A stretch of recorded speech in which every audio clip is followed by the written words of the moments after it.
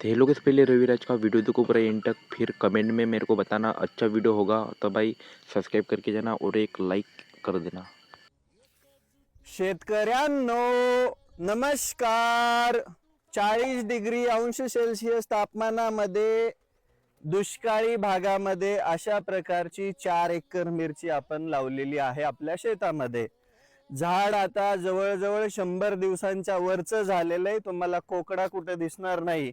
तुम्ही बघा, तुम्ही सगळीकडे मिरच्या लागल्यात। काल परवा दिवशीच तोडा झालाय आणि 50 ते 60 रुपयापर्यंत किलो मिरची जातीये।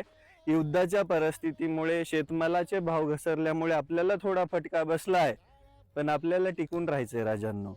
शेती करणं एवढं सोपं नाहीये, पण शेती करायला लागल्यानंतर भेटणारं समाधान हे अगदी सर्वोच्च आहे।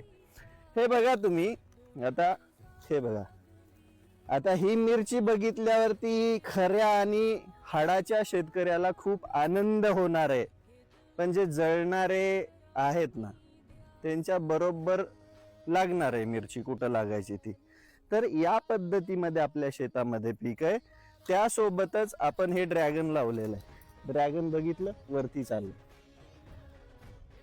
मागच्या अतिवृष्टीमध्ये ड्रॅगन फ्रूटचं अतोनात नुकसान झालं, त्यामुळे आपल्याला बाग काढून डबल लावावी लागली।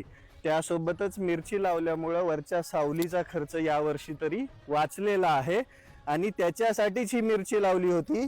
पण मिरचीच्या झाडाला लागलेली मिरची बघून खरा शेतकरी आनंदून जाणार आणि तो जो जळक्या वृत्तीचा माणूस आहे त्याच्या बुडाला बरोबर मिरची लागणार आणि तो कमेंट बॉक्स मध्ये येणार।